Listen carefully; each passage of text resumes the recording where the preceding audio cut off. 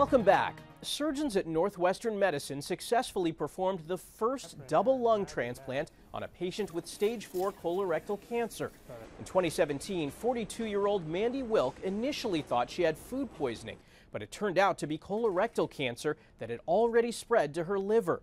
She was given just 2 years to live, but beat those odds thanks to several different treatments and a liver transplant from her younger brother. And yet the cancer returned, this time to her lungs. Mandy's determination has no limits. When other hospitals told her there was nothing more that they could do, she really didn't take no for an answer. Instead, she became part of medical history. Mandy says she's beyond grateful for the medical team at Northwestern, and now, 3 months removed from surgery, is getting active again. Her new goal is to run a marathon. You know, it's been 3 months, so, but it's going well. The weather's been great for running, so that's nice. I've been outside a lot trying to build up my lung capacity, so running as much as I can, so like a lot of long walks and then running until I get tired and then walking. Mandy was part of Northwestern's DREAM program, designed for patients with advanced lung cancers that do not respond to contemporary treatments. Americans are now sleeping more than at any point in the past 2 decades. That's according to a Washington Post analysis. Better sleep and how to get perfect sleep has been trending on social media recently. It's called sleep optimization or sleep maxing.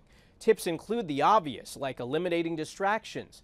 Some opt for things like jaw straps or mouth tape, and many like to brag online about their sleep scores that come from smartwatches. Sometimes when people can be too perfectionistic about their sleep, it can backfire. Perfect is often the enemy of good. Sleep scientist Vanessa Hill is encouraged when sleep trends go viral because it means people are taking their health seriously, but warns about getting caught up in a race against others.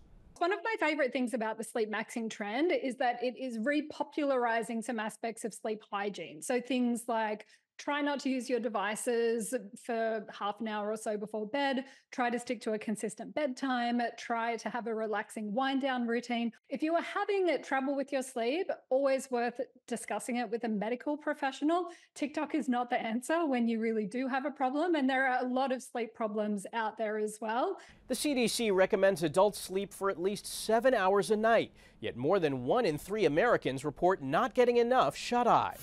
A Scottish foundation is helping Afghan women become doctors. After the Taliban returned to power in 2021, they banned women from attending college. The United Nations says women have been under gender apartheid ever since due to the number of restrictions on their daily lives.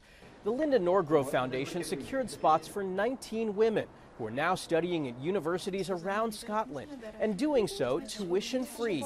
Coming to Scotland it changed everything, and just it has given me the hope for a better future. I can become a doctor, I can become independent financially. Zara Husseini plans to return to Afghanistan with the medical skills needed to help other women. Becoming a female surgeon in my own country would be, something which can benefit myself and also my society. The Linda Norgrove Foundation is named after a 36-year-old Scottish aid worker who was killed after being kidnapped by Islamist militants in 2010.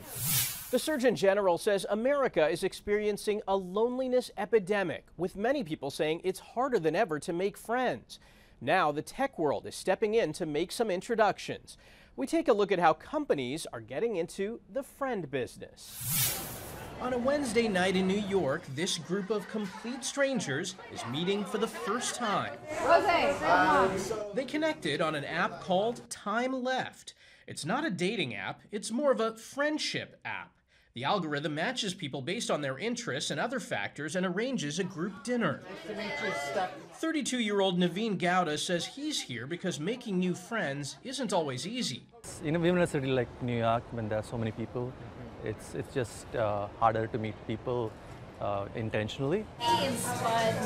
75-year-old Ruth Antridge says she's met people through the app that she now calls friends. It's just so easy to arrange it. You just book a table and suddenly you're with people who are interested and interesting. A poll by the American Psychiatric Association found 30% of Americans experience loneliness at least once a week. Dating app Bumble offers a Just Friends service called Bumble BFF, and other services help you meet strangers for dinner while traveling. Time Left says they're tackling big city loneliness. We plan everything for you. You just show up. Everyone wants to meet people. Everyone's kind of a bit lonely too. Gowda says talking to strangers is intimidating at first. I would rather do it with a group of 5 people than walk into a room with hundreds of people that I don't know. It's a way to socialize in an intimate way. So you're not just meeting a crowd of people, you're meeting individuals who you can have conversations with over dinner. A chance to spend time with someone new who could become a friend.